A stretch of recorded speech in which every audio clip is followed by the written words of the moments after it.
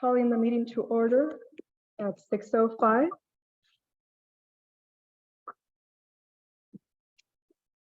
Trustee Dryden, Present. Trustee Canby, Trustee Hupp, Trustee Sullivan is absent. Dr. Ramirez, Present. Ms. Peterson, and Ms. Torres. All right, is there a motion to adopt the agenda?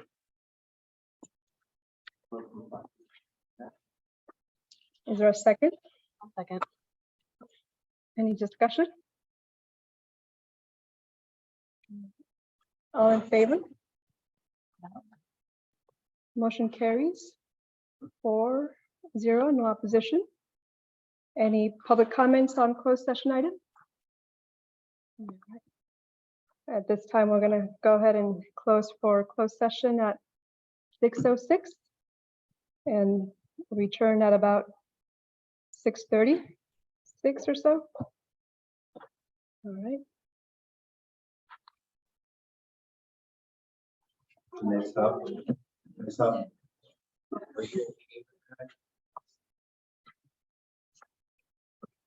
It's the only one that we. All right. Do we have a flag?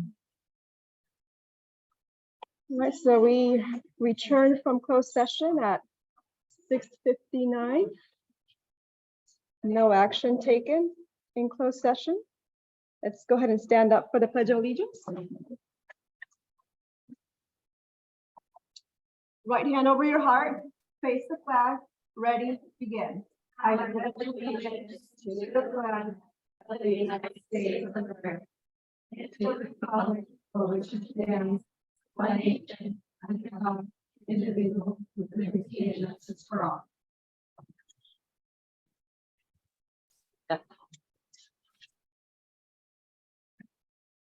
All right. Is there a motion to approve the minutes? I move to approve the minutes as presented or amended. Is there a second? Second. Any discussion? Did you make that little edit we talked about? Good. All in favor? Aye. All right. Motion carries 4-0, no opposition. Okay. Do we have an audience to address the Board of Trustees? No quorum? Okay. Moving on to the superintendent's report. Hi, well, good evening, board, and I know we might have some participants on Zoom, and we certainly have participants here in person. So I'm going to actually invite Mrs. Spillane because really she's the primary reason that we're here, and I wanted to give her an opportunity to say, just give her own thoughts and her own views on why we're here, and we ultimately are here to really celebrate our kids, not just the ones present, but primarily the ones present because of their hard work and dedication over this science fair season. Look at my thunder.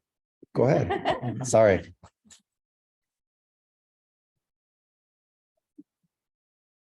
Our students, our families being here. Yeah, so I thought I'd just run through some pictures and some statistics from our science fair. So, typically, like historically, the science fair prior to my to Mesa was during the 7th grade. Like way before that, here was like all school, but then condensed it to 7th grade. And I decided that I wanted to move it more to 8th grade. I have 7th and 8th graders, so 2 years in a row, and make it more of a culminating lab experience. Show me what you learned in the last 2 years and show it up. So this year's fair statistics, we had 47, so 100% of our 8th graders. They represented 29 projects because they could work in a group if they chose. So they were required, and that was part of their quarter course grade.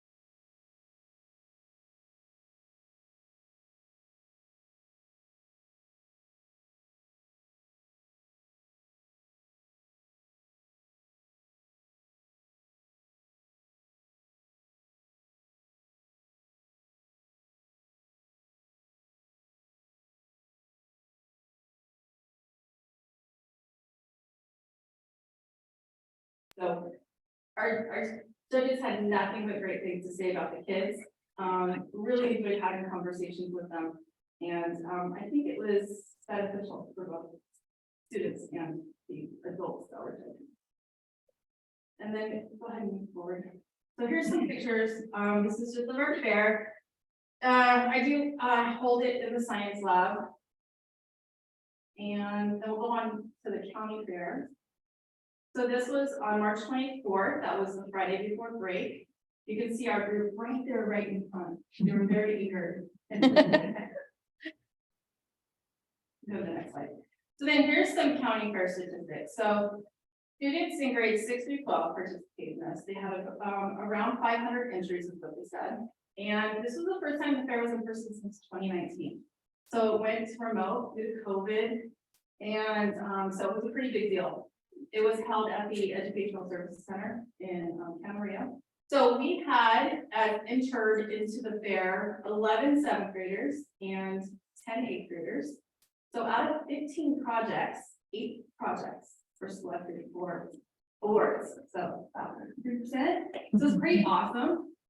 Very proud of our students. And then 2 projects were selected to compete at state. And yeah, they're here. Okay. I just think that they're so Maylin. And then Paula and Lily. Lily's not here, but Paula.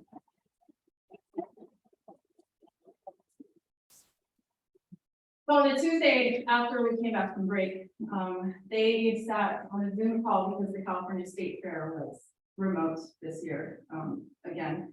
But I hear it's going back to being in person.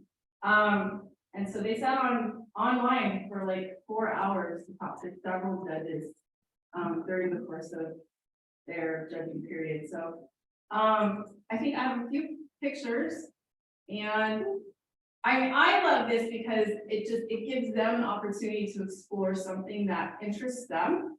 It definitely keeps my scientific skills current, because I'm learning every year. I told them this, every year I learn something new, just because they're choosing projects that are outside of my knowledge base. So it's a lot of fun for me, as well as I think for them. And I think a couple of them might have something they want to say about their experience, whether at the school fair or county fair. Overwhelming at the county. There's a lot of people. There's a lot of people at the county fair, and although I didn't see it, that's the state fair, there's a lot more people than the county fair, so it was pretty nerve-wracking just to like know that there's a bunch of people in that area that are participating in this. How does a project like this compare to your regular classwork that you have every day in science or in your class? You want to speak to that?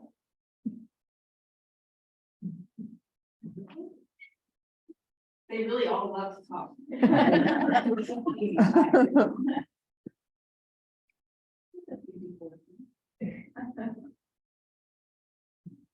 It's definitely more time consuming and like much more interactive. It was fun working with the partner and like at county, like project. What was your project about, Paula?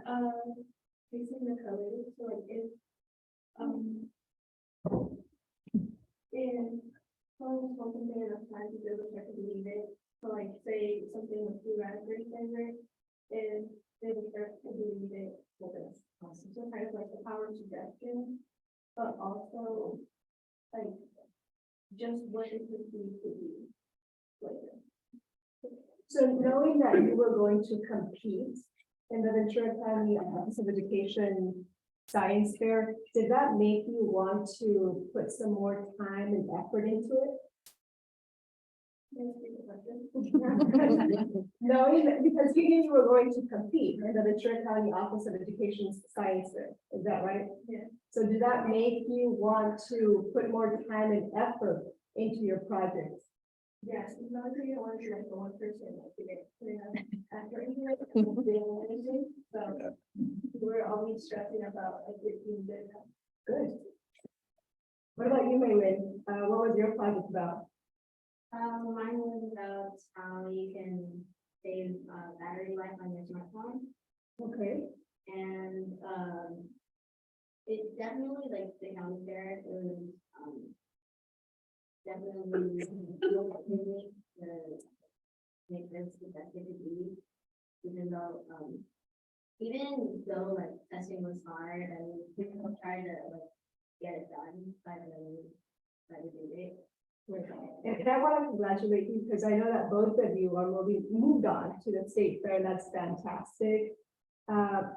So when you were presenting your project at the county level, did you have, I believe, you said that you have to speak to the judges and explain to them what your experiment was? Is that true? Yes, we went to those easier than the state, because we actually have a board and other paper and stuff. Yeah, in the county, I have to like change my like full presentation, because everything was on the board and I had to change. And I had to remake that, so it's yeah. And how many judges were judging your project? No, I had 5 who back it up. And I had 5 interviews as well. Great. Well, congratulations. And I know, I mean, I can ask everybody, I know Isa, I know Kyla, I know Ava, Sebastian. It's like all of these students were mock trial participants, and it's so great to see you guys here.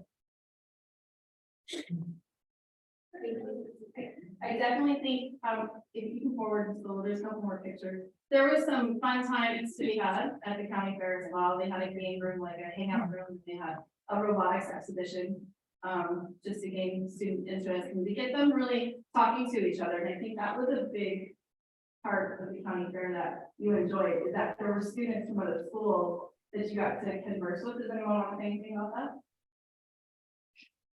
I didn't talk with any of the students. I didn't talk with the students at the school. Anyone else? Well,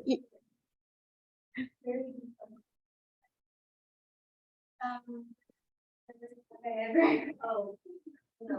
Can I ask you guys, did you guys come across Las Colinas? Oh, I did.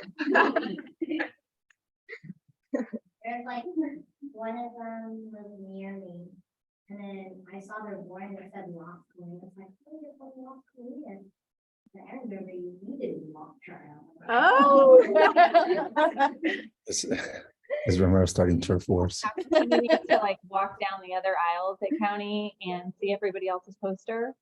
Did you see a poster that then inspired you to look up something after the fair? Something that you read on somebody else's poster that you were maybe more curious about than you were before, and then went home and Googled it? I didn't necessarily look it up, but I was interested. There was one that was about how political views affect how it affect people's music taste. And I was like, oh. That is interesting. You know, I want to congratulate you for doing such a great job in leading this team. I think that it is fantastic to see that Mesa Union is an award-winning school too in the science area, and that's fantastic. Well, I have to congratulate you right back, because I feel like a lot of the reason why these kids did so well is because they had that public speaking experience that they get. Oh, great. Well, that's So I nice to really hear. feel like They go in hand in terms of like building their confidence, getting them to speak clearly and concisely to a group of individuals that have no idea what their project is about. So I really think that you should congratulate yourself.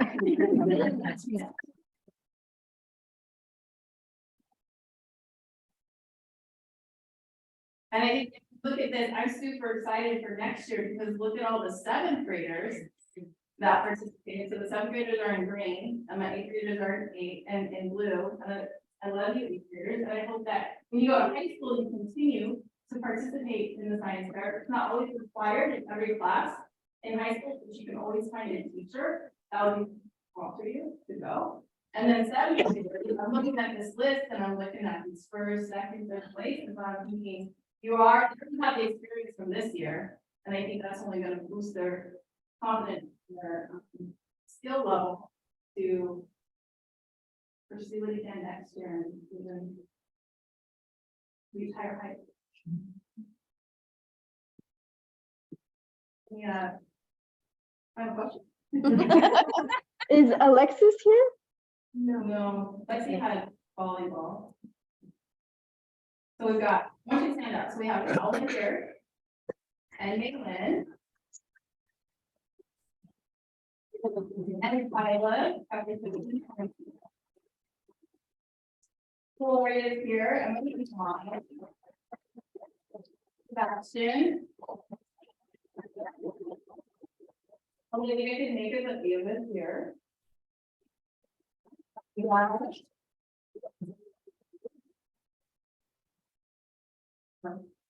Any final comments? Science fair was a very exciting thing because when you're experimenting, it's also, there's also, well, I didn't do any project. So there's also trial and error, and you have to do like a lot of critical thinking when it comes to engineering. Because there's the slight error you want to fix so that you have the best prototype outcome possible. Yeah, most of science fair is just trial and error, just redoing your top, your testing, tweaking those little things that will make it even better. I would say that is a life lesson in skill, right? You keep trying. You, something doesn't work right, you keep trying, you change, see what this affects, do it again, right? So whether it's science, whether it's engineering, whether it's art, right? Does this look the way you want it to look? Does the person who's looking at it feel the emotion that you were trying to make them feel when you drew it? All of it is just about experiencing life and putting yourself out there and trying, which is why it's so amazing that our 8th graders did so well, but also our 7th graders who volunteered to do this have put so much effort into it.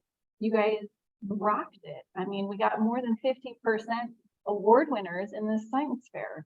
So I think you guys represented our school really well. And I know that the school is proud of you, and so are we. We are very proud. Thank you. And so I'd like to actually invite all of us to take a picture. It's kind of customary that we do that. So trustees, if you don't mind, maybe just taking a quick picture. Yeah. All right, Come on. Parents, feel free. All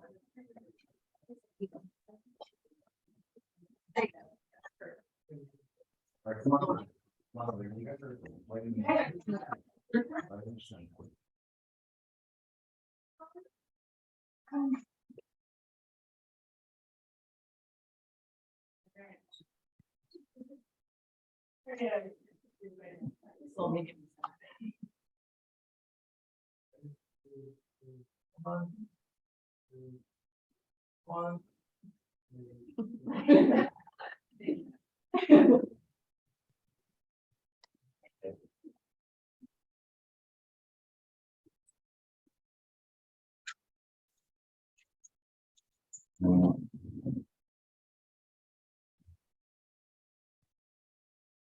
So I just continuing with the superintendent's report, and just to touch on, Ms. Blaine, I said a couple of words about her, but she really is a remarkable teacher, incredibly committed, goes above and beyond.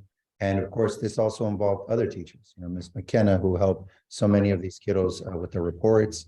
I'm probably leaving out a host of other people, but it really is a collaborative. And, I won't belabor, my contribution to this, but I wanted to highlight, going back to the superintendent's report. We talked about a framework for learning, a framework for the future. And it can be, we're still working our way through what that really means for us on a regular basis and on an average day.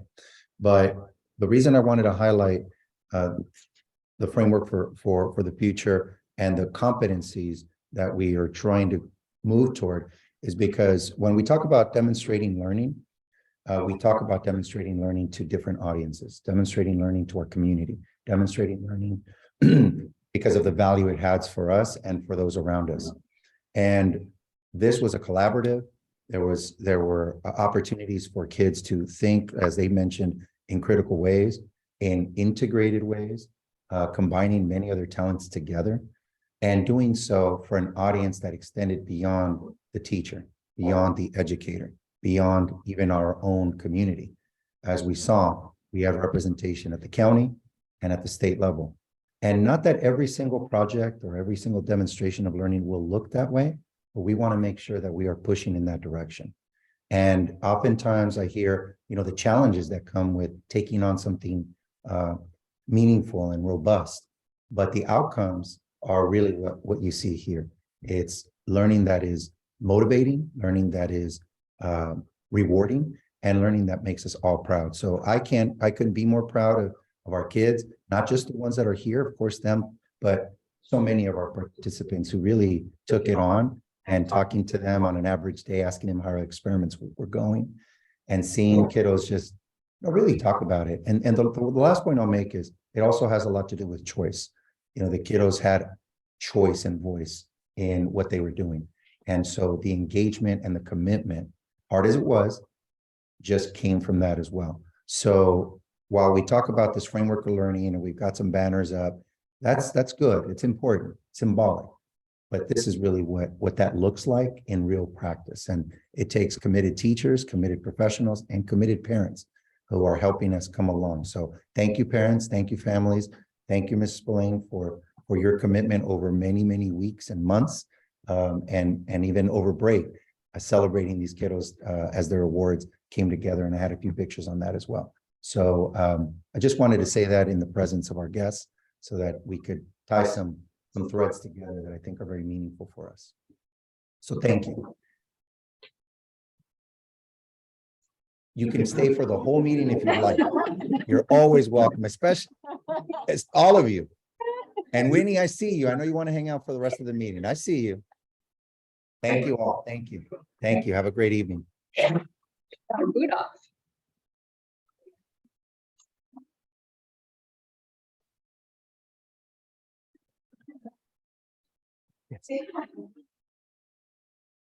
So, I wanted to make that mention, and I'm going to go back just in a reverse order, but if you can scroll through to, there's a slide here, which is also very important.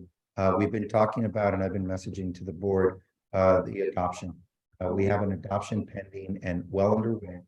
I just wanted to make mention, and I know Ms. Spillane is here that can certainly answer any questions, but science is something that I've been very intent on growing here at Mesa, and it already has a significant footprint. But where this matters is we want materials that align to a vision for learning. And so here we have three options.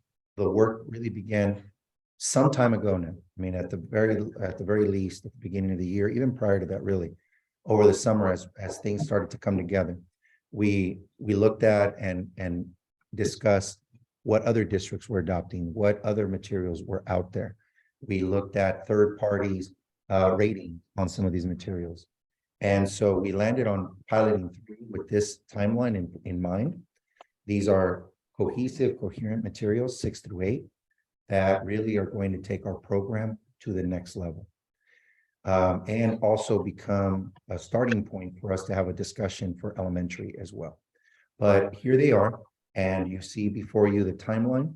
We're looking at Green Ninja, Step Up Lab Aids is the title of that, Adoption and Amplify.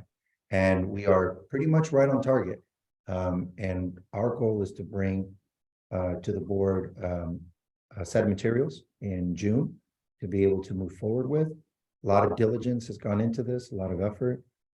Ms. Spillane and Mrs. Roberson have been working collaboratively to be able to pilot these materials in a way that makes sense, with integrity, and also with the learning sequence that they had thought about before. So we're not piloting the whole program, we're piloting just the pieces that align to our our schedule and to the learning progressions that they were considering from the very beginning of the year. So these had been messaged before, but I wanted to take this as an opportunity to connect that other piece of work and undertaking that is really important. It's taking up a lot of time and effort. So I don't know if the board has any questions for me or for Mrs. Spillane that we might be able to answer, for the time being.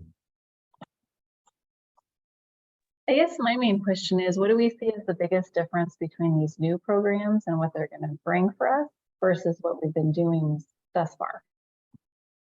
Well, it brings us into our current standards for the state. The materials that we have on hand, Anissa, were written towards the 1980s California. So they're very outdated. They're very old. We have been using curriculum that we piece together, that we make ourselves. So we've been talking about rigor, and as good as I feel like Ms. Roberson and I are, Which you are wonderful. I feel like just from the unit that we tested out so far, the rigor is improved.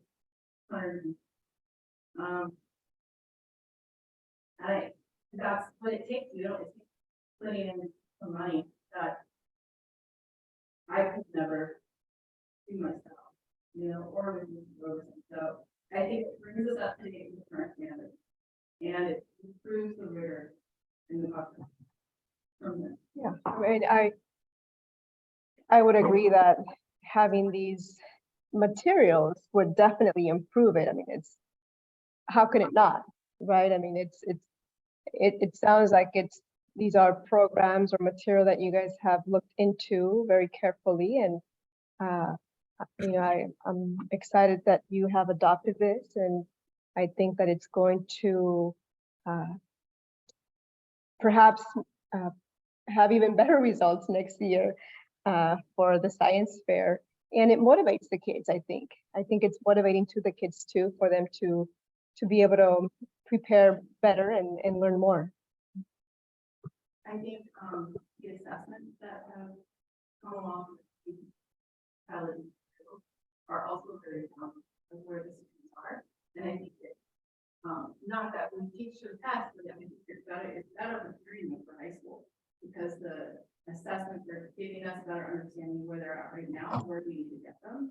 And so it's not just like the hands-on activity, it's really all of the stuff that comes with it. Right, and you mentioned a good point with regards to preparing them for high school, because not so long ago I was looking at the CAS science results for some of the high schools, and overall most of them are really low for whatever reason. I don't know why, but for us to really invest in science, for them to perform better, learn more effectively, it is important because we want them to not only be good at literature or language arts, math, but also the science and other areas too.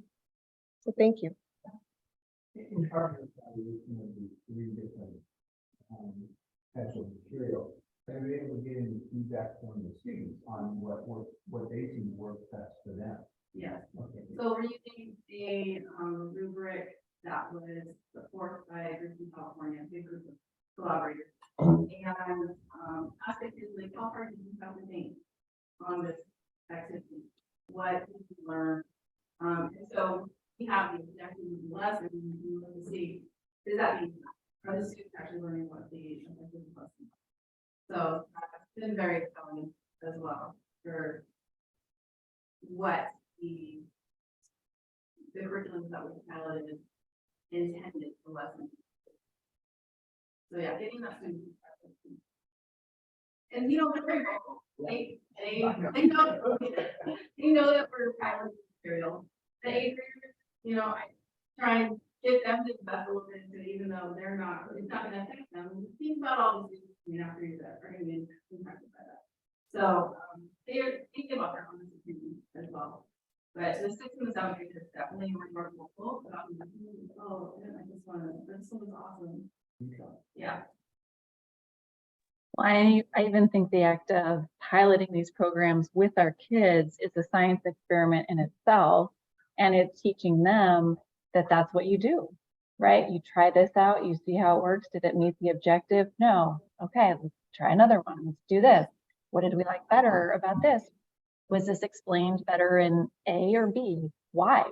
And it helps them really put those together. And that's what we're trying to build, is those connections and that curiosity. And so and I know, I'm sure it was so much harder to actually pilot these different programs, because then it affects all of your curriculum and what you're going to do. But I think that's a lesson in itself. So what a great opportunity that you gave the 6th and 7th and 8th graders, whether they're going to use that material next year or not. They went through that whole process and got to see and evaluate against a rubric, and then compare what learning style they have as opposed to what's being presented to them, which I think is a great science, piece in itself. Well, again, today was really about seeing from the boardroom to the classroom where the connections lie. The board will ultimately help approve or make an official approval of these materials, but you see what we are already able to produce with phenomenal staff, committed parents and families, and committed students. And so our ability to continue to foster that sort of learning is really what's at the heart of this. And you see, hopefully this evening, you've seen a couple of different connections between plans, resources, your role as board members and trustees and representatives of this community, and a commitment to staff to support their work, and what all that brings for kids and for us as a community. So I can't say enough. Thank you, Christina, for everything you do. And I just wanted to make sure that we had this opportunity to see it from multiple vantage points. So I'm very grateful to all of you to have had this opportunity. Right. A couple of points just on the superintendent's report, and we'll conclude and transition. If you'd like to, I just want to make mention of, we had a break, and our facilities. I always like to mention our facilities workers. They work tremendously hard to help us, and when folks are away, they're not. And so I wanted to highlight just some of their work, because I know they try hard and they're very committed to this community, and it takes all of us, to make the spaces look their best. And so I just wanted to highlight their work. I also wanted to highlight the fact that, we're working on bettering across the board. And so we've got these tables that were unfortunately on back order for a minute, but they're here now. And already the kids are really making use of them. We've got some others to deploy, and the kids have had a lot to say about where they should go and all of that. So we're still working on that. And I've got more interest than tables, but at this point, it's great. It's great that kids are using the spaces, that they're utilizing what's theirs, and ultimately making the best of it. So I just wanted to highlight that as well. One other point, because I really wanted to emphasize this. If you go to the table, our attendance has been an ongoing point of emphasis for us. And this month of March, even in a short month, we saw a nice uptick. And I'd like to credit that to very intentional efforts on the part of Ms. Kuklinski as principal, the front office, teachers working together. And, we certainly want to see this as a trend, but for the moment, I think it highlights what intentional collaborative work looks like in partnership with our parents. So you see, almost entirely across the board, we saw increases, and certainly an increase in our overall percentage. So we are certainly looking to build off of this. We are revamping our communication. We're looking in every way to improve. And the great news about it is that our parents and families are responding. And they always were the majority. And, I want to highlight that, but we also want to just continue to stress the importance of being at school learning so that we get more and more outcomes like the ones we're seeing tonight. Lastly, upcoming events. We have quite a few, and it will be a busy however many weeks, I don't count. So it's just however many weeks there are before the end of the school year. And our book fair is coming up, Battle of the Books, open house is coming up next week. And so many opportunities for us to celebrate and to showcase what we do on an average day. So with that said, I'm going to conclude my superintendent's report. Question, has open house always been one night, or did we used to do it elementary and then a middle school? We've had it, open house has been one night, and back to school night has been split. Yes. Anything further? Any further comments? All right. Thank you very much, Dr. Ramirez. All right, moving on to correspondence. Any correspondence from board members? Any board members' reports and communications? I had a question regarding the Ventura County SBA Amplify Your Learning post-pandemic. How did we get on that list to speak at it? I know I RSVP'd to attend, but how did you become a speaker? I was invited to speak by the county superintendent on the good work that we're doing at Mesa Union. And that was just a recent invitation. So I just want to speak to the effort and intentionality that we've been a part of. And it's going to be difficult to put it all into one thing.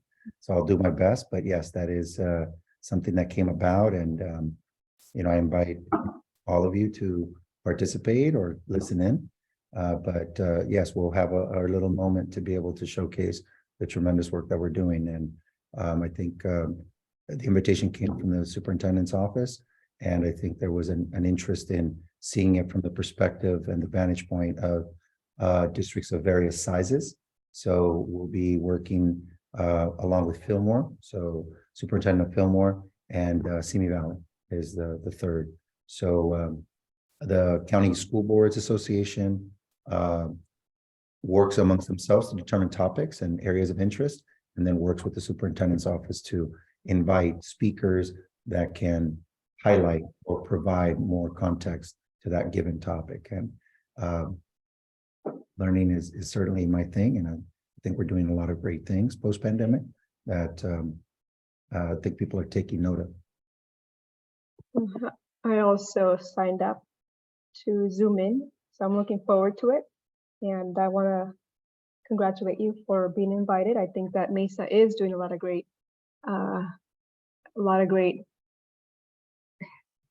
is really out in the headlines. So it's great to see that Mesa is hopefully going to become a more sought after school.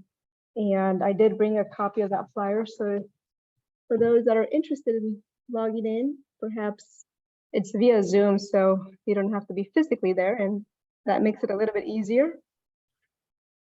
And I'll go ahead and send it to everybody electronically as well.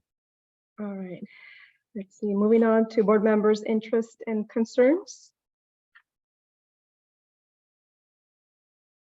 All right, is there a motion to approve the consent agenda? I move to approve the consent agenda. Is there a second? I'll second. Any discussion? I had a question just to confirm. Is enrollment 576 or 577? 577.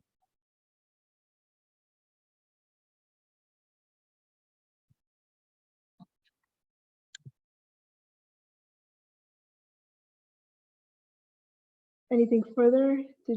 No. There's an overnight trip here that you mentioned. Which overnight trip is that? It's the down payment for either Pali or Simi. Yes, I'll have to double check. It's in the, I think it's in the purchase orders. But we basically pay according to installments, based on a schedule that we agree to. And that one is for Pally. Anything further? All right. Okay, moving on to the LCAP board presentation. Okay, so thank you again. We're going to, sorry. I don't believe we voted. Oh, sorry. I'm sorry. Sorry. All in favor? Aye. All right. Motion carries 4-0, no opposition. Now moving on to the LCAP board presentation. Okay, so thank you once again, Board President Romero. There's a lot to unpack in this presentation, so I'm going to make it as brief as I possibly can, knowing that there will be other opportunities to have this discussion as well, okay? So what you have before you is a presentation primarily focused on the climate survey, Youth Truth, that is presented annually and that we undertake. So the initial part is just a discussion about what we are trying to bring together by way of the LCAP. So I won't belabor this except to say that we are in year 3 of 3, okay? And that those goals are shaped and developed year to year according to some of these metrics that you see on this slide. The dashboard, differentiated assistance, and different geographic partnerships. And for us, it's primarily through our county office of it. Question, the first table says 2023-24. That's year 3, or we're going into year 3? We're going into year 3. We're planning for year 3, correct? Yep. 3-year LCAP cycle, and there you see year 3. Okay, just a review of goals. There they are. 4 goals, and the priorities are state developed, and we then have the autonomy and the ability to be able to craft goals that align to those priorities. We are in the annual update, and this graphic simply intends to provide 2 points. One, that we use multiple points of data, and it can be very challenging because not every point of information is quantifiable. So I'll speak to that in a minute. And our focus is on these student audiences: low income, emerging multilingual or English learner, foster homeless youth, and students with special needs. The part that you see here is more or less of a highlight of what types of feedback loops we have. The LCAP survey is something that I decided to move away from, mostly because our climate survey really shouldered and was a far more robust way of measuring many of the things that tended to overlap with the survey. So we are doubling down on the Youth Truth survey. And the other thing is that we've expanded the Youth Truth survey. In years past, you saw it from grades 5 through 8. And this time around, we have a set aside elementary survey, 3 through 5. So you'll see those results differentiated from the 6 through 8. The other point to keep here is that because that has happened, we may not have historical data because we're in year 1. Okay. Okay. So this is just a broad overview of our demographic information at a glance. Above, you have student groups, typically the ones that are monitored by the state, and the ones below provide a breakdown in terms of race ethnicity. This is performance on dashboard, and I just wanted to provide that for now as a placeholder. These are discussions we've had before and we will have again, but I just wanted to let you know and represent this is always a target that we are trying to address by way of the information that we put forward and how we make decisions. So transitioning to the Youth Truth Survey, it's 5 areas: engagement, academic challenge, culture, belonging, peer collaboration, and relationships. Those are the broad categories. Within that, there are a number of specific questions that align to each one of those. And we won't get into that. That's a 160-page report. It is fascinating read, and I'm still working through it. But this in and of itself is how our data comes back and is captured. So in terms of participation, here's at a glance, how many of our community partners and community members participated and in what categories they belong. 45 staff, 174 parents, 160 6th through 8th grade students, and 178 3 through 5. Okay. So here's our 2-year comparison. You see there the percentage change, and you see those categories that we mentioned: engagement, relationships, culture, academic challenge, belonging. Those are the areas that you see that form those broad areas. Many things are areas of, at the very least,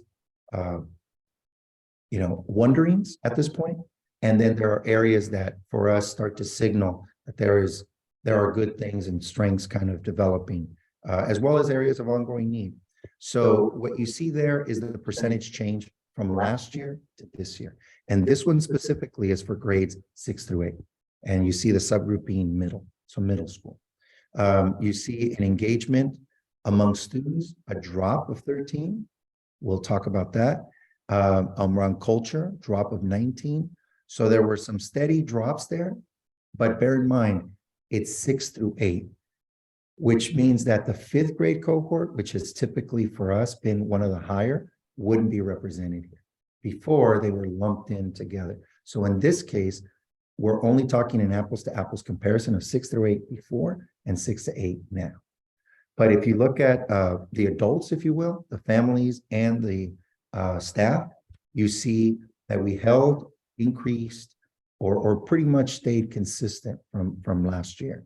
So I want to kind of circle back to that.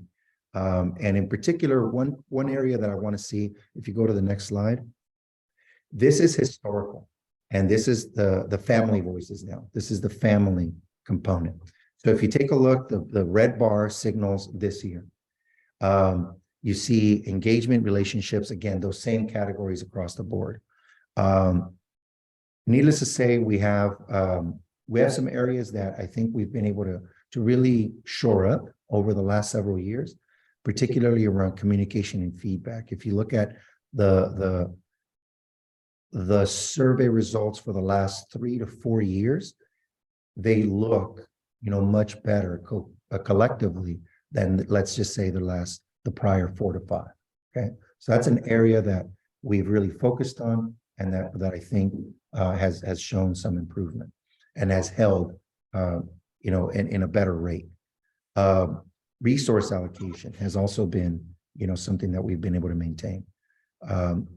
School safety is something that we definitely, for a variety of reasons, continue to focus on.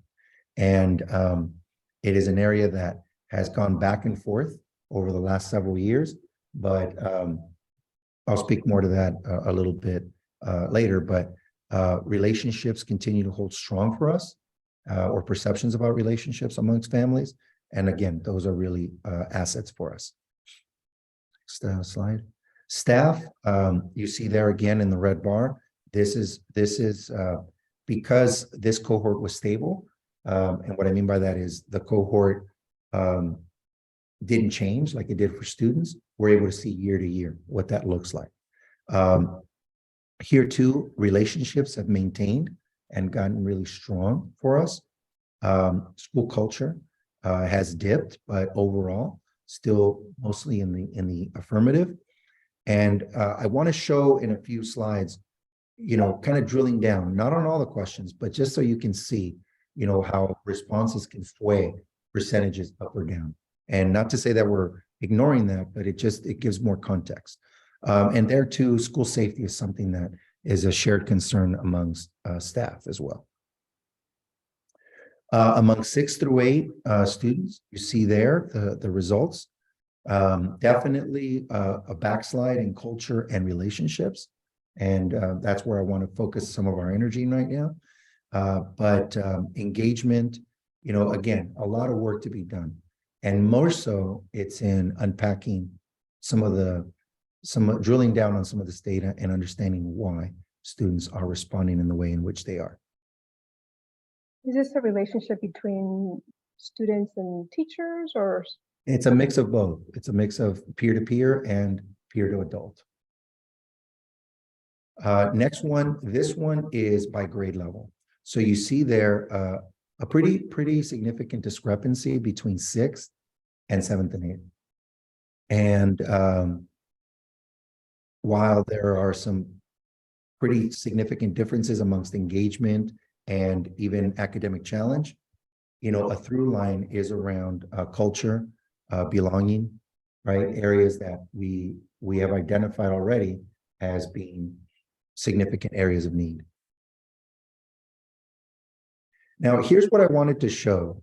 These aren't all the responses, okay? This is merely a snapshot view. And it's a different way of considering the feedback that's coming.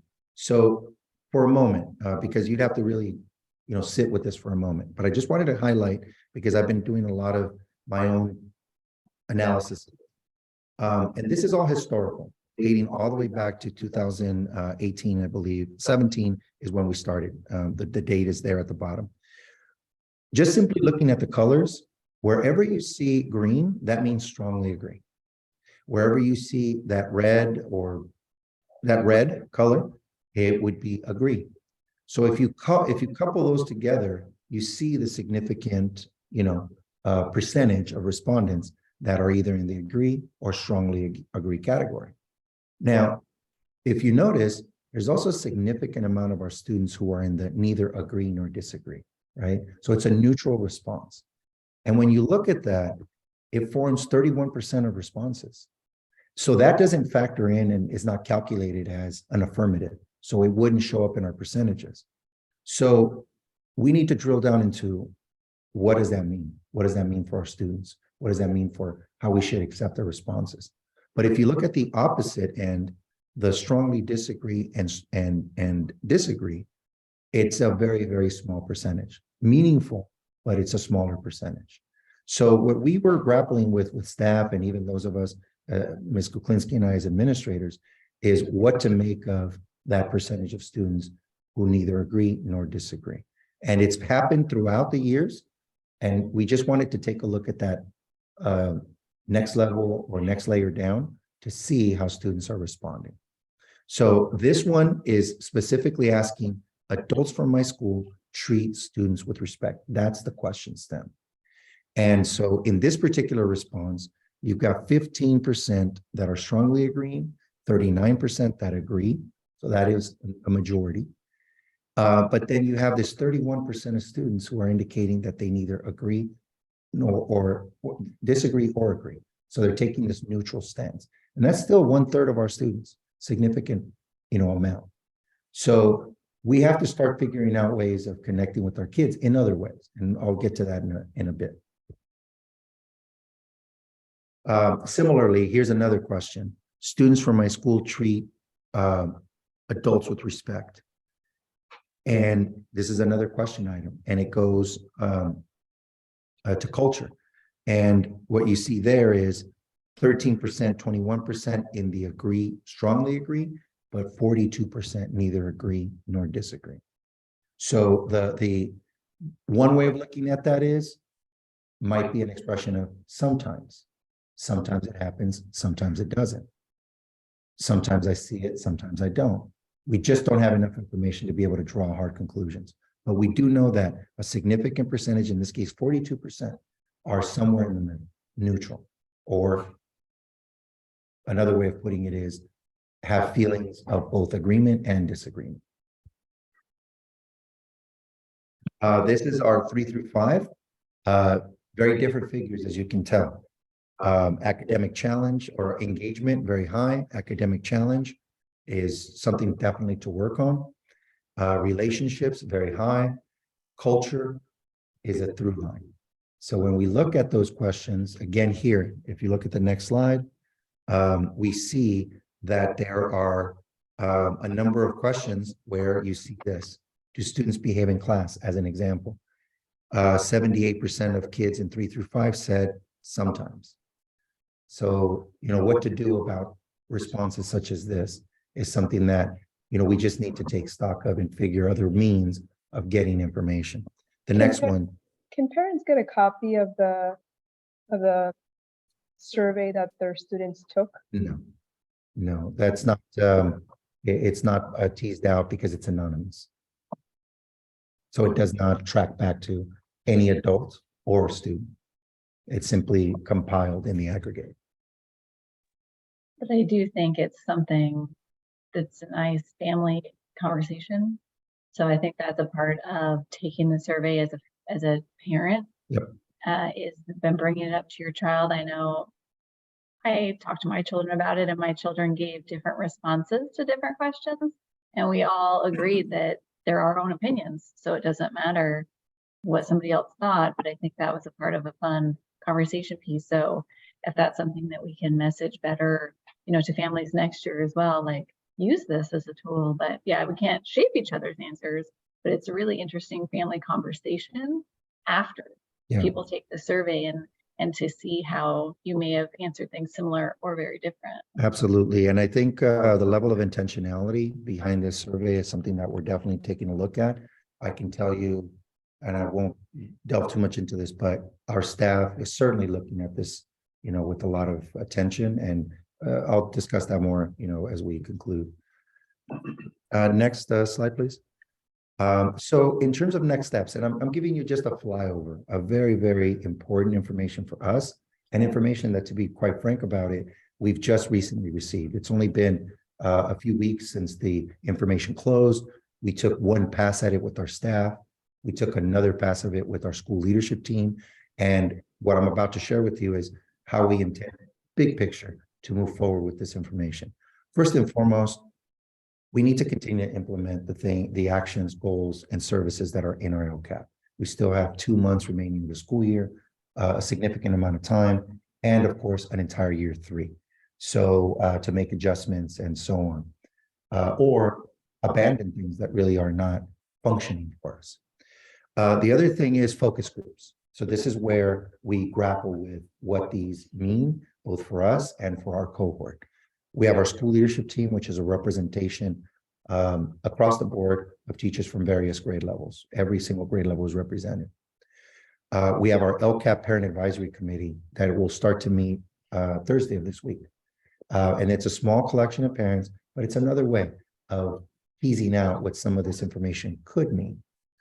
And then lastly, our student focus group. That's also meeting tomorrow. I'll have it on my calendar.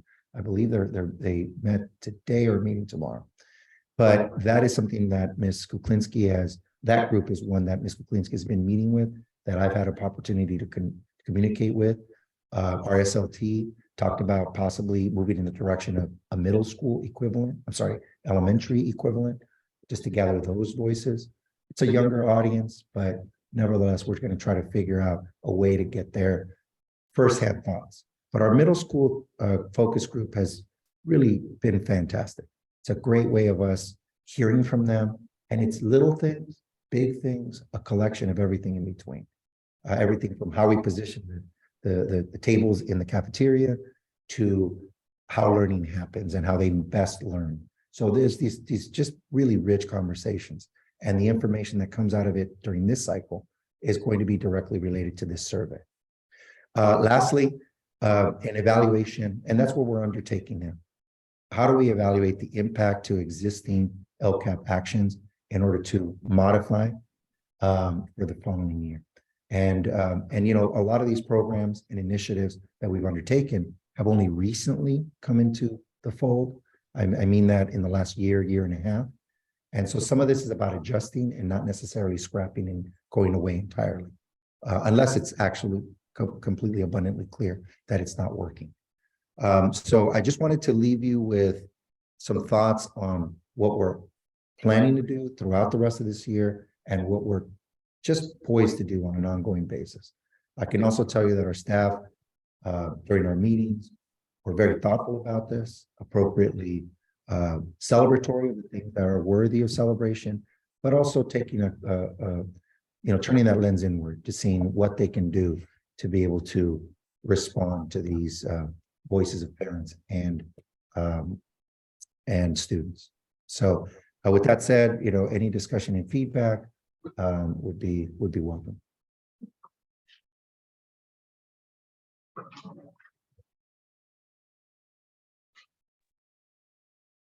I know this is on our agenda for next month, but are we, because it says like LCAP update, are we going to be able to like discuss more specifics at that time, or like what kind of level of detail, I guess, will be provided in the next one is what I'm trying to think, because I'm trying to shape how much am I going to study what was just presented, or will additional information be presented then? So then, I'm trying to weigh my questions in case you're going to answer them automatically by what you're preparing currently for next month. Well, we're going to take a look at what programs and action services we've put together in May, so we can have that discussion. And, it's challenging sometimes to go down to, the level of every single item. But, I welcome feedback about how to shape that conversation so that it's mutually beneficial. Mostly as the board gets oriented around what the LCAP is and how to make decisions that are best informed. No, I was gonna say anything further, but you want to say something? Well, I was further? just going to say, especially with now the younger group, a part of that might not be understanding what the question is asking or how serious to take the question. So some of that is just, getting them used to taking the survey. So I definitely would understand that. I know the older kids have been taking it for a while, so they kind of understand the importance and have seen how some things have changed based on things that they've said.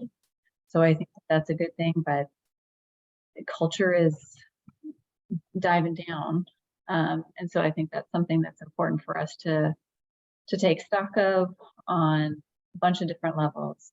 And so I think, I'm all ears to thinking what we could do to improve that, what people are thinking to do that. Obviously, the things that are hovering about the same and just go up and down a little bit over years, that's showing steady, that's showing consistency, which, and most of those are still in the green. And so that's good. But when we're diving, is this a sign of certain times that we're living in? Or is this something that we need to pivot on and we need to change faster? Well, another thing is like, what is their understanding of what culture is too? What is their definition? To one student, culture may be one thing, and to another student, it may be something else. Yeah, very brief response. So the questions are imposed in terms of culture, and the attempt is to make the questions accessible to kids of that age. But there's always a question mark around how much are they really understanding, and are they in line with the spirit of the question, for sure.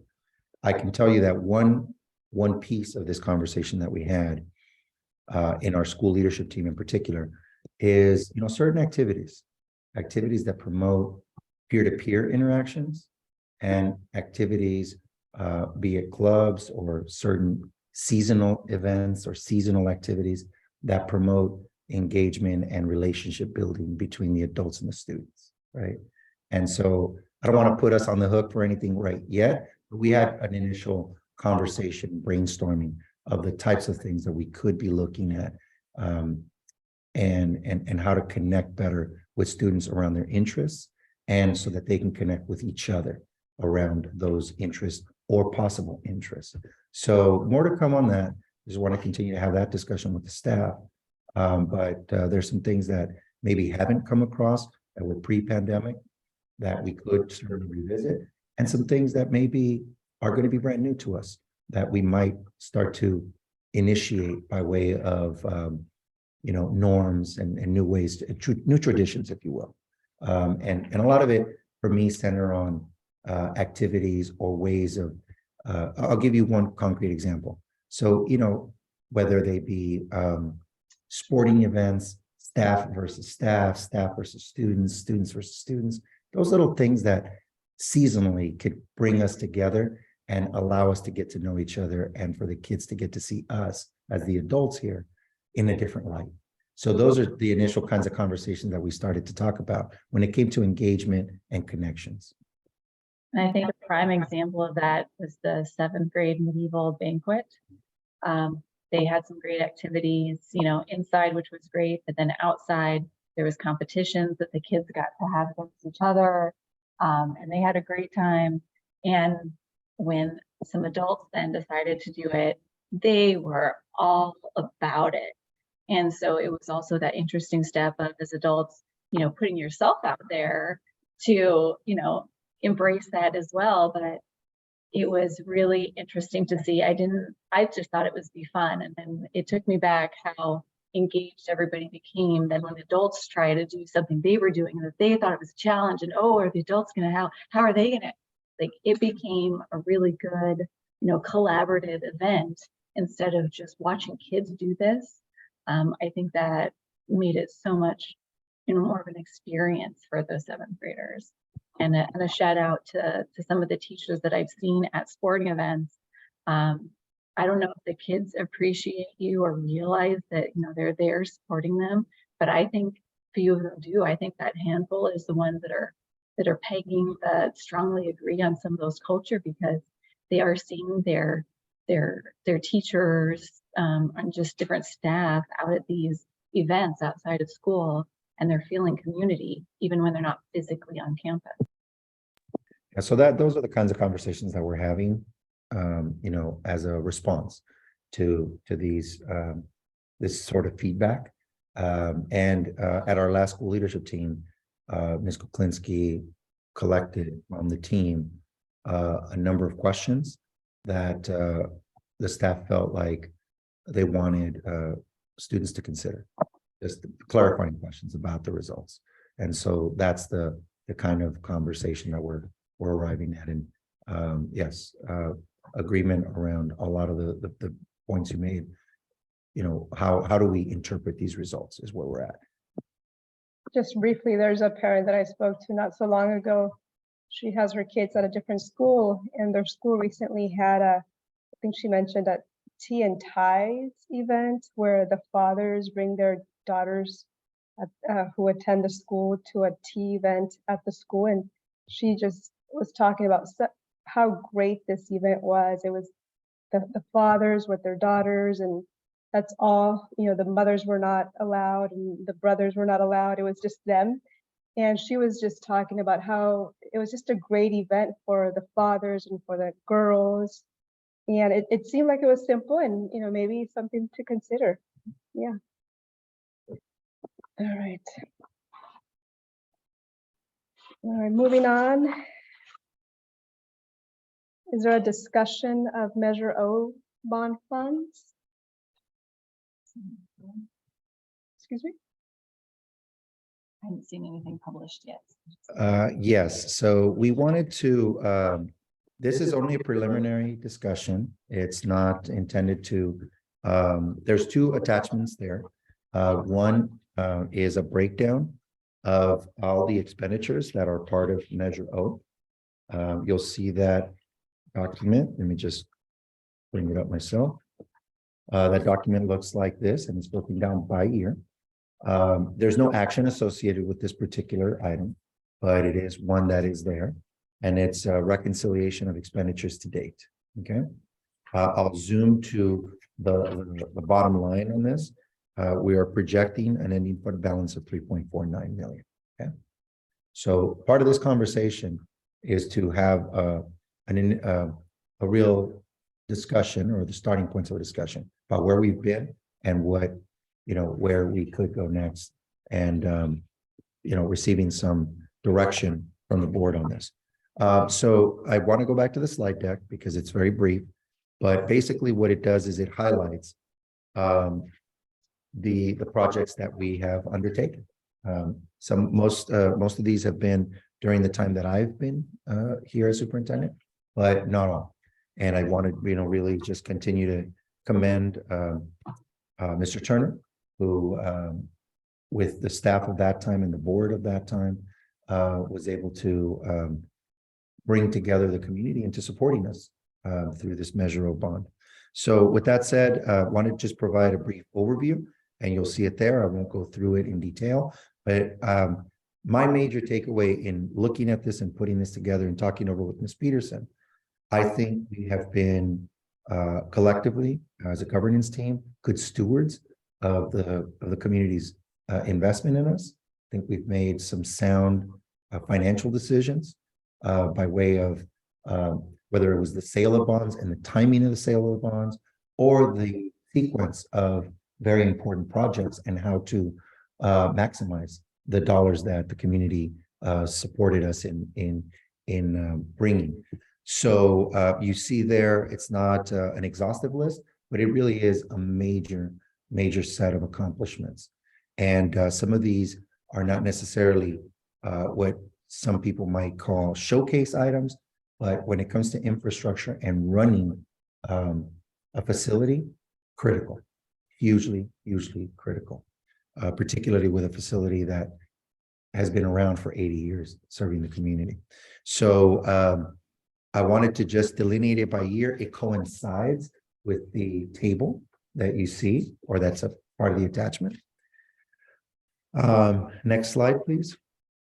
And here are just some pictures. I know that, you know, for some of us, maybe weren't trustees, weren't you know, here as part of the board, or it was very early in the time.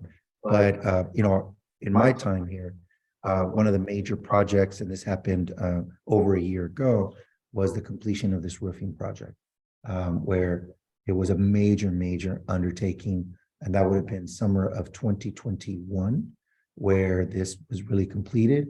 And it has served us well, and we want to make sure that we live up to the agreements of the warranty, because it's intended to be there for the next 40 years. So that's why this project really became a major undertaking. And it was sequenced that way because the roof needed to be in good repair in order to support the infrastructure that was going to be mounted on top of it. And that brings us to the next point. One slide over. And that's the HVAC and window replacement project. So as we talk about, you know, the next phase, I wanted to just start by identifying, you know, where we are, and you know what priorities I have heard from the board, or I have introduced to the board myself. So let me just start with future projects and where we are financially. Approximately $3.49 million remaining. We have an approximate that figure is less now, of 600,000 in deferred maintenance or routine maintenance. And then we have an application out for another 1.9 million in a reimbursement of projects already undertaken. That's in partnership, and the board has heard about this, in partnership with Schoolworks, who has submitted the documentation for us. The horizon for that is about a 3-year timeline. So again, not something that's immediate or something that we yet have insured, but certainly something for the board to consider. And I know that this conversation can go on for a while, but it's just an attempt to identify some areas of possible interest or priorities. For me, looking at this from a programming standpoint, from just a day-to-day standpoint, an early childhood center is something that I think is a big need. But I'll hold any more commentary. And then I know I've heard a desire to make improvements to our middle school program, whether that means facilities or whatever else it means. I'm not quite sure. And then obviously an investment in the future, well, the present and the future, around green energy or renewable energy. And what that could look like is not, you know, entirely set in stone. And then lastly, it's not represented here, but our well project is one that continues to be a very important, a great importance when it comes to our day-to-day operations. So with that said, I wanted to just open it up for any preliminary thoughts or ideas. Obviously, Ms. Peterson is here for us to have a discussion, and I know that we can go on for a while, so you know, just being thoughtful of that. I think it would be helpful to know what Measure O money cannot be used for, because like we cannot use it on the well, correct? We can't use it on Okay. So understanding what we maybe could or could not, because I thought when Measure O passed, it could only be used for a like listed or categorized types of. Categorized items that are part of the farm. And that would be, I don't have that information. Yeah, I don't either. Well, But we can most definitely bring that back to the board. I read, I'm sorry, go ahead. I read a little bit about it, and if I remember correctly, it was pretty broad. You know, as long as it's for purposes of improving student learning, you know, It's predominantly facilities, right? It's pretty broad. Repairs. And most definitely you want something that has a certain lifespan. Which is why we've been very careful on how we extended those dollars. You know, if we look at the various options that we may or may not have as to what we can build, how could we find out what the cost would be without even having to incur, you know, the cost of a plans? You know, can we figure out what the cost may be of an early child care center or something else, so that we know whether the 3.4 would be sufficient to cover for that? So let me, That is a very difficult question to answer. Yeah. There are estimators that you can pay, but the estimates that they provide are only as good as the paper that they're written on. Yeah. Unfortunately, we're in a very competitive market right now. Inflation has hit rampant. We were very, very fortunate last year when we went out for the HVAC and windows project. One, that we went out early. One, to supply, to ensure that we were able to obtain all of the equipment and to not have issues with the supply chain. The other is we went out for the price of fuel and inflation. So just those two items there save the district significantly. We just went out for a project, and it's a very simple project, and it's been twice what we thought it would be. So we're going back to the drawing board.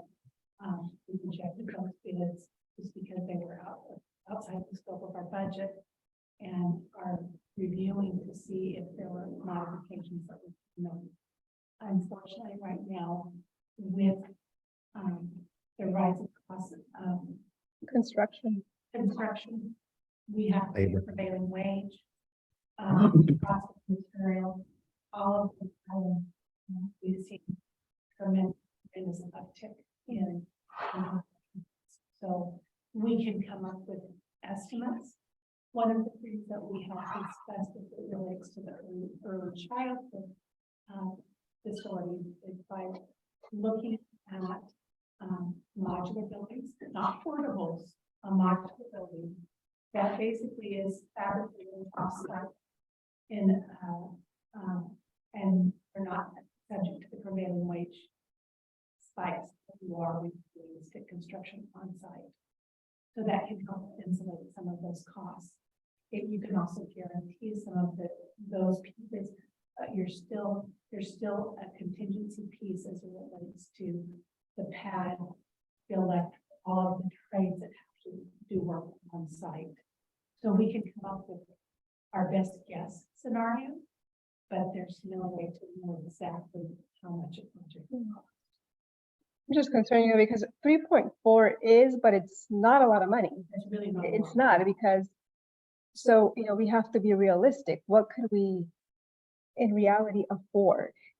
That's why the consideration of modular buildings, because you actually do get more bang for your buck. You can use piggyback situations. So basically the plans have already been pre-approved by DSA, and you just make slight modifications based upon your site plan. so the thought that I've shared with all of you is what allows us to have upon leverage when it comes to also future construction. So let me give you an example of why I'm proposing the early childhood center. One is it's just, let's talk about the needs for that age group. The playground structure and the setup that we have is inadequate for our youngest learners. There are a lot of things that we would ideally have, like a fenced in exclusive playground, play yard that is very age appropriate and age specific, that we don't have. That would allow us to have all of our students out at recess at the same time in a confined space. Day to day, that is a huge difference.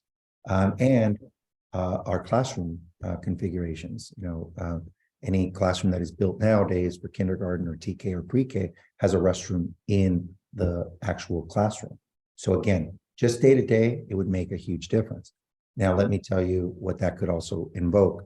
If we were able to get a modular, which in many ways, modulars don't look very much different than what we have available on campus. And there's a way to shape the facade in order to make it aesthetically fit.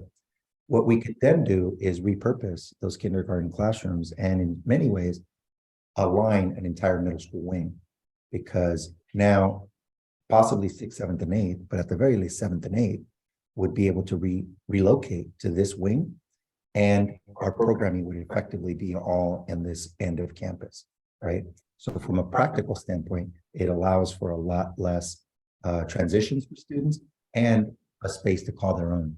We could also repurpose that space that is currently a kindergarten play yard into a patio area for not a lot of dollars in relative terms, right? So my idea, it really focuses on how do we create something that can allow us to repurpose existing buildings for other, important priorities. Is it the only priority? No, it's not. But again, where do we want to go with this is really the question. And how do we leverage the dollars that we have to maximize the value for learning and for the community while we're undertaking them. Last point.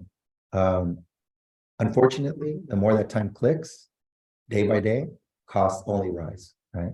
So not that we need to make a decision today or anything to that effect, but we do have to think very near term, because that allows us to set the wheels in motion and get price points, and who knows, maybe even move faster down that line. So, I'm open to ideas. We're having a discussion here. We can certainly bring this back. We've already gotten a couple of key points on this, but we do have to put out some dollars in order to get back some projections that we can at least start to wrap our heads around as we make this big decision.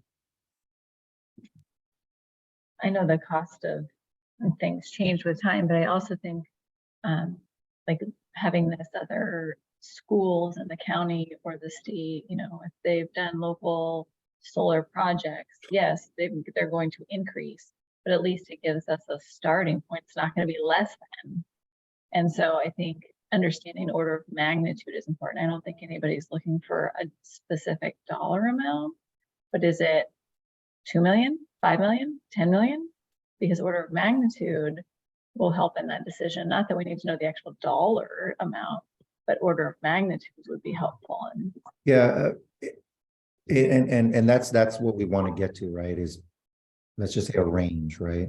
But just to give you a figure, the figure just for the HVAC, and Tammy, Ms. Peterson knows this perhaps better than I do, but just the range of the bids, the actual bids that came in for this last project ranged from 3 million all the way upwards of 5. So just for an actual project that was out there with everything already in hand and all of these very specific plans and everything executed wound up being, a significant swing from the lowest bid all the way up to some of the highest. And so I just want to continue to stress what Ms. Peterson said, which is, we can just give you a ballpark and a best guess, but it is maybe what we need for the time being. And then coupled with whatever information we can gather from other projects like the ones that Ms. Peterson described that are happening in real time in some of our partner districts, small school districts even, through our business office.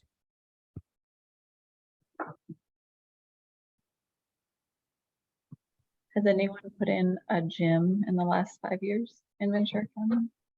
So I was maybe put in right next to them. Ms. Peterson, it's in jest. They actually they have to replace their gym. So and that's a high school gym. So it has to conform to CIF regulations and a lot of other things that I'm sure they're going to do. I would project the gym. Fillmore went out and they had to on the way from 29 plus to 50 or 60. It all depends on the dozen. What you want, do you want it air conditioned? Do you want it to look or configured a certain way, oriented in a certain part of campus versus another? This goes on and on. Stage, no stage for multi-purpose. Yes, but typically gyms aren't multi-purpose. Gyms, yeah, they're quite costly because they also involve locker rooms or other amenities and facilities involved. So they range dramatically in cost. But I was going to estimate somewhere in the neighborhood of 20 million. And that sounds about right. You know, I know by 2031, student enrollment here in Ventura County is projected to decrease to 20%.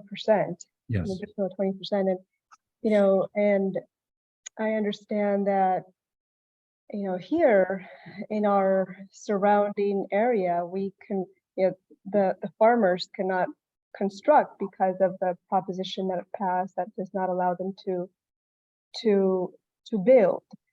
So, you know, considering that the population is decreasing, that student enrollment is decreasing, that we're not probably going to see a lot of new in-district students coming to the school.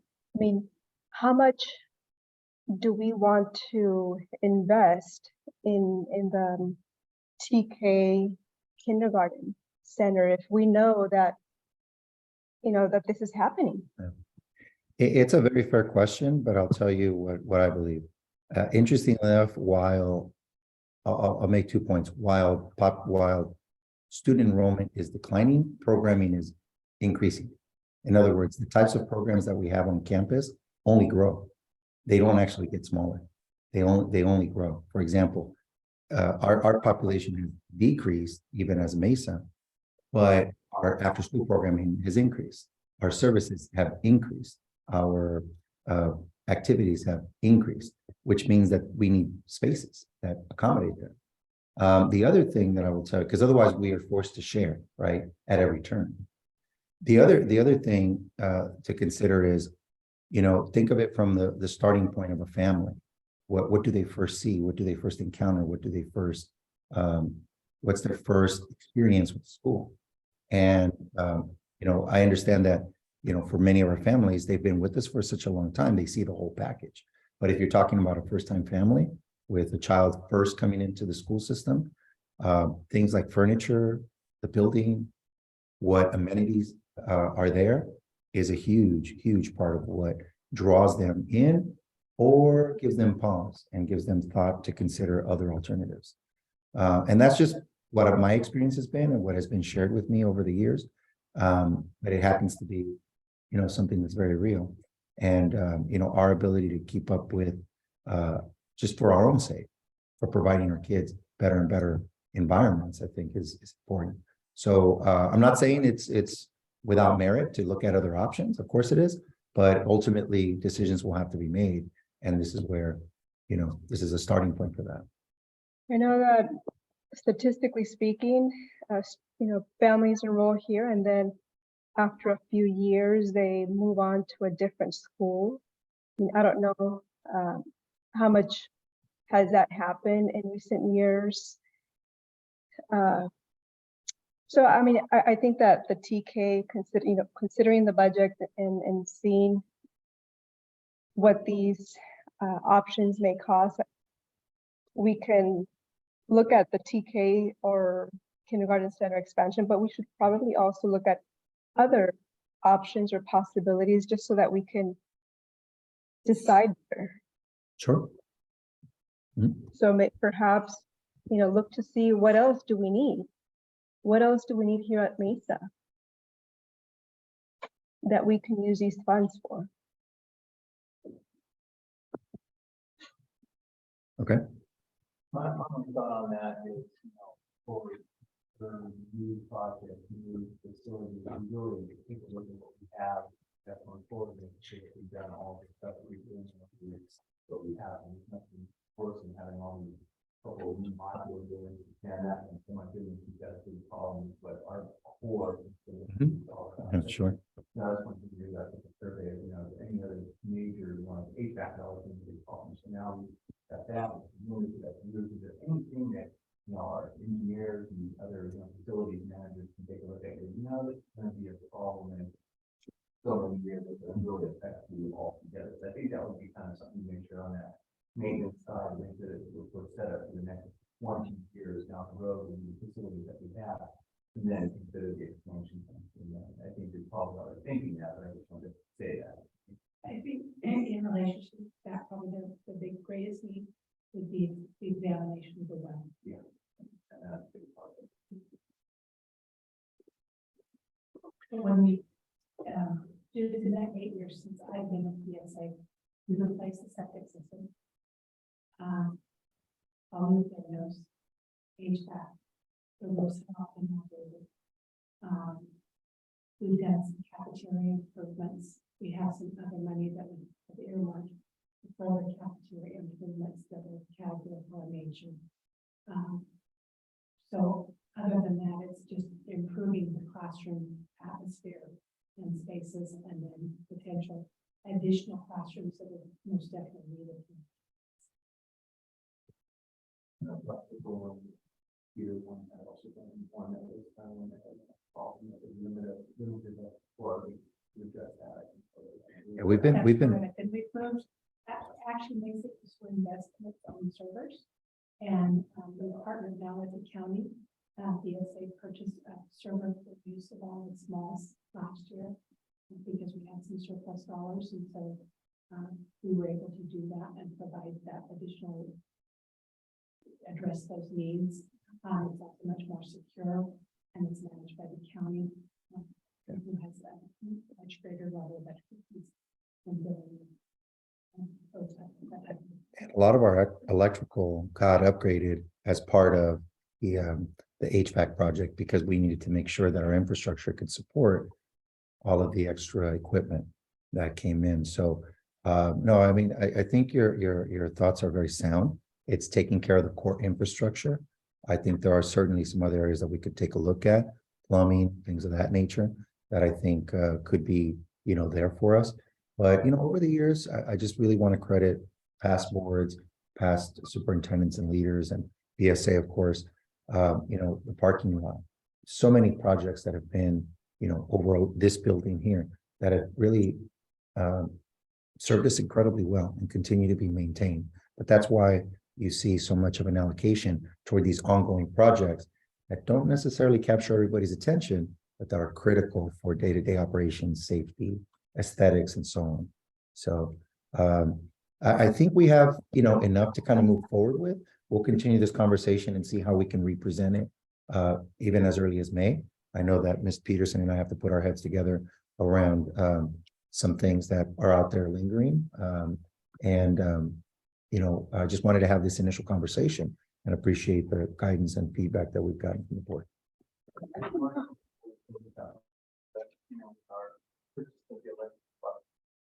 And our need for I think that might run a little bit there.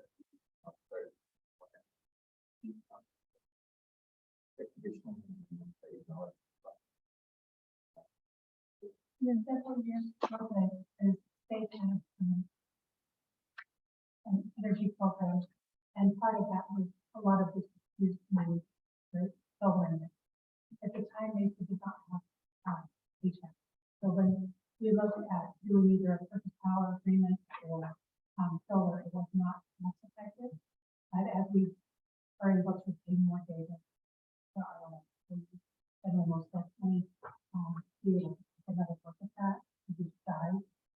we've also partnered Southern California to providing some infrastructure. Yeah. We're working through that process. Yeah, and I think that's a good idea to be looking into the solar options. But going back to what you said about the well, I thought previously we had a bid or an estimate of how much it would cost to repair the well. Do you remember what that is? No, not yet. We haven't put that out to bid and we don't have a concrete number on that yet. Okay. Not yet. All right, anything further?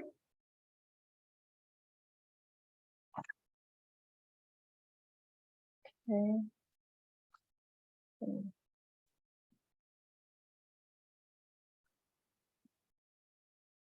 Is there a motion for the consideration of adoptions of the 2023-2024 Mesa Union School District classified holiday calendar? Make a motion for the adoption of the 2023-2024 Mesa Union School District classified holiday calendar. Is there a second? I'll second it. Any discussion? I wanted to ask, there was some new federal holidays that were put out this past year, and I didn't see them reflected on the calendar. So I just wanted to get an understanding if those have to be adopted, if they're optional to adopt. And then I had noticed that there's 2 days off for New Year's. So I just wanted to double check that as well. Yeah, this is largely a reflection of the way in which we've undertaken holiday calendars in the past. But what I'd like to do actually is ask the board to table this for May. I want to take a closer look at the alignment and maybe bring it back then. So we won't take action. Correct. And if the board would be willing to table, we'll bring it back in May. All right, moving on, is there a motion for the consideration of approval of the declaration of need for fully qualified educator for the 2023-2024 school year?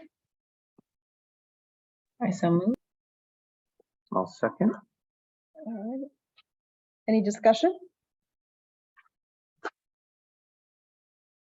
This just seemed like a standard thing that we're doing to make it available to us in the event that we do need that qualified person. So it's not that we have that thing. It's not that we even know who would be that filling that role. It's just to make sure that we have that option available. Correct. It's a projection of need or perceived need based on today's information. Anything further? All right, all in favor? Aye. Motion carries 4-0, no opposition. Is there a motion for the consideration of approval of the annual statement of need for 30-day substitute teaching permits for the 2023-2024 school year? I so move. Is there a second? Any discussion? Same thing, but different. Same thing with different. Well, for substitutes. Correct. All right, anything further? All in favor? Aye. Motion carries 4-0, no opposition. Is there a motion for the consideration of acceptance of the quarterly report on Williams uniform complaints? Make a motion to accept the quarterly report on Williams uniform complaints. Is there a second? I'll second. Any discussion? Only that there were none. That is correct. No complaints filed during this quarter. Anything further? All right. All in favor? Aye. Motion carries 4-0, no opposition. Is there a motion for the consideration of approval of the quote from David Bain and Associates for the installation of tables and umbrellas? Make a motion for the approval of the quote from Dave Bang and Associates Incorporated for the installation of the tables and umbrellas. Is there a second? Any discussion? I just wanted to confirm if these have to be taken from the general fund or if there's a possibility if they could be taken from the cafeteria fund, knowing that a lot of kids will be eating snacks. cafeteria that is going to be used for the entire cafeteria. And are these the some that we already see outside here? So we've already got 5 on campus, I think, or 6. We've got all of them now, but there's just a matter of locating them appropriately. I just really like them. I like the look. I like it. It's a very picnic look, and like a very summer look, and I think it's very warm. So I like that. And thank you. And the kids really appreciate them. It gives them a chance to just interact differently, and it provides them more outdoor shade, which is something that we very much need. All in favor? Aye. Okay, motion carries 4-0. No opposition. Is there a motion for the consideration of approval of the quote from AMS Net Technology Solutions Provider?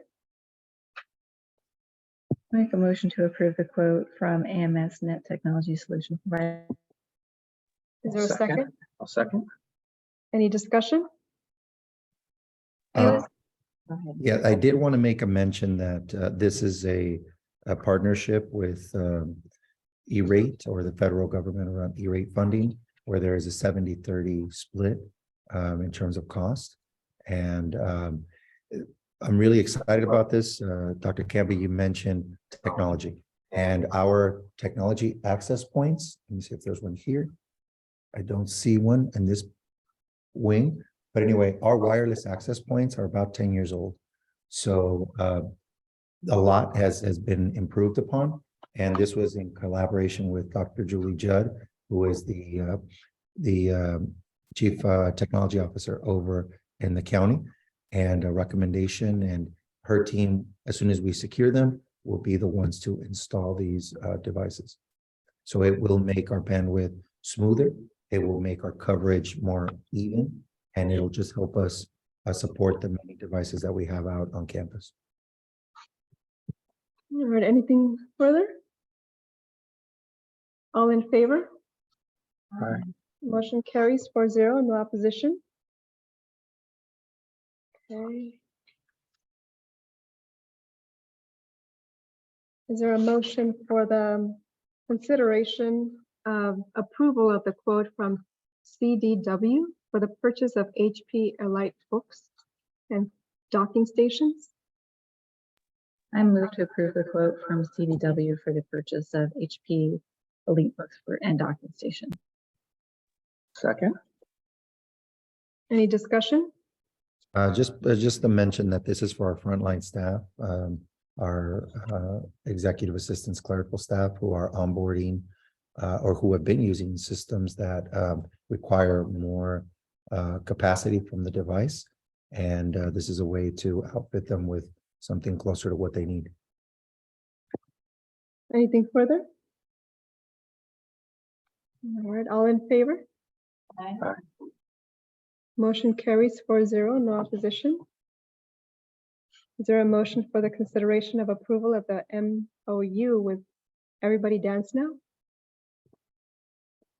Make a motion to approve the MOU with Everybody Dance Now. Is there a second? I'll second. Any discussion? I just think this is a fun thing we used to do in STEAM that we hadn't been doing for a while. So I'm just curious if it's open to all grade levels or if it's just certain ones. It's not in the proposal. Let me clarify. I'll come back to you on it because I know that we've been trying to figure this out with Ms. Figueroa, who is our coordinator, interim coordinator, and I'll have to get back to you on the specific grades. They were supposed to start last week, didn't happen, but it's supposed to start this Friday. So I'll get back to you on some clarification of that. Anything further? All right, all in favor? Aye. Motion carries 4-0, no opposition. Is there a motion for the consideration of approval of a field trip to a kindergarten field trip request to the Santa Barbara Zoo? I move to approve kindergarten field trip request to Santa Barbara Zoo. Is there a second? I'll second. Any discussion? Is this coming out of the general fund or is this something that PFO will be sponsoring? Field trips are generally PFO funded and supported, so it's not by field trip, but it's, you know, they allocate funding overall. So we anticipate being able to be supported by PFL. Anything further? All in favor? Aye. Motion carries 4-0 and no opposition. Next, we have a first read of the March 2023 board policy revisions. Okay.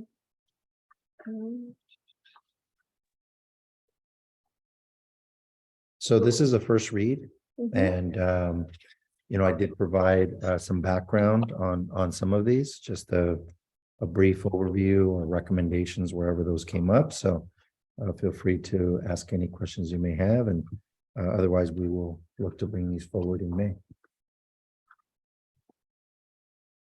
There's some interesting information that I didn't read all of them. I read some, but specifically on suspensions and due process, I thought that was interesting.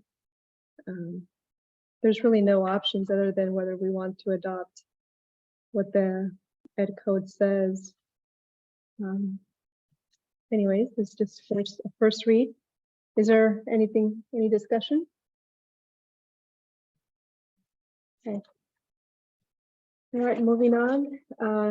Is there a motion for the consideration of approval of hiring Sarah Hocamp as an after-school and expanded learning support specialist for the 2023-2024 school year?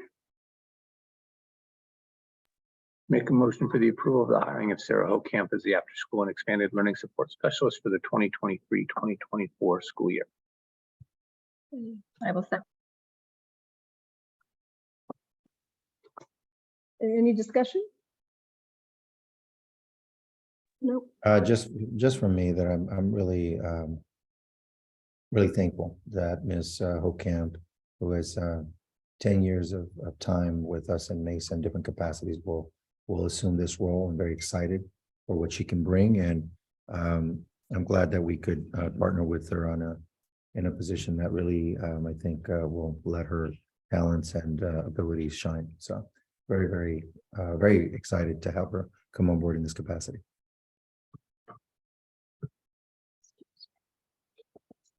All right. All in favor? Aye. Motion carries 4-0. Is there a motion for the consideration of approval of the hiring of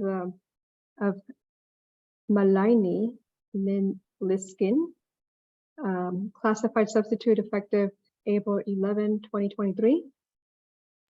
I move to hire Melanie Leeskin, classified substitute for effective April 11, 2023. I'll second that motion. Any discussion? What position is she going to be filling? She'll be filling specifically, well, when we hire for classified substitutes, we offer different opportunities, but in this case, a campus supervisor. Anything further? All right. All in favor? Aye. Aye. Motion carries 4-0, no opposition.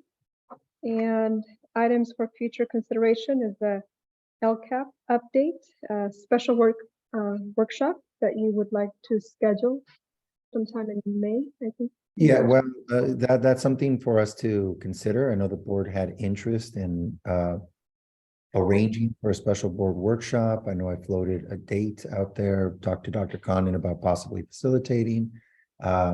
Didn't work out, doesn't seem like it will work out. It's on a Saturday. We're kind of running out of days here. So I don't know where the board would like to go with that. I don't know if you might want to consider extending it maybe to August and just hit the start of the year that way, only because the end of the year also, you know, it's a busy season and everybody's calendars fill up. So finding time for all of us may become a challenge. I'm open to whatever the board would like to do. But I did talk to Mrs. Romero about a date that I had in mind, and already it didn't work out with her calendar. I didn't even want to bring it here, knowing that there was at least one of the trustee that would not be there. And the real plan would be for the governance team, myself included, and 5 trustees to be a part of that. I can say that available the entire week, the entire month of July. So if anybody's available in July, I know it's. I don't- We you tend to know, go dark in the month of July, July. And yeah. people have already made some plans perhaps around that time. So, you know, not a question necessarily that we need to answer now, but I'm just trying to be responsive to the board's wishes to establish a way to consider board priorities is what I recall. I think one of our goals behind that was trying to do a little bit before the beginning of the school year, and that's why I want to try to get it in. I would not be opposed if everybody is amenable to it, to looking at a date in July if we're around. I think that would be better than waiting till kind of August when we're all kind of getting back into the swing of school and everything there. So I would ask if you can talk to Dr. Condon and see if he has any availability in July, if the rest of the board members are willing to give up some time in July. Is anybody not available in July? I have certain dates, I just don't know. off the top of It my would head, come but down to dates, yeah, but it seems to me, just reading some body language here, that there's some openness to that. Yeah. So I'll speak to him and see if that's something that I can float some dates out and maybe we can make something happen. It would be an ideal time, and I want to respect the willingness to be dark for that period, but this is important too. So I'll go ahead and speak to him about that possibility and go from there. And obviously you're available too. We got to respect your time. It's everybody's, but yes, thank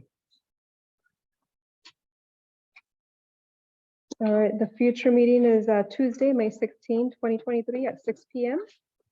And we adjourn at, gosh, 8:50. Thank you. Minutes left to spare on my bed.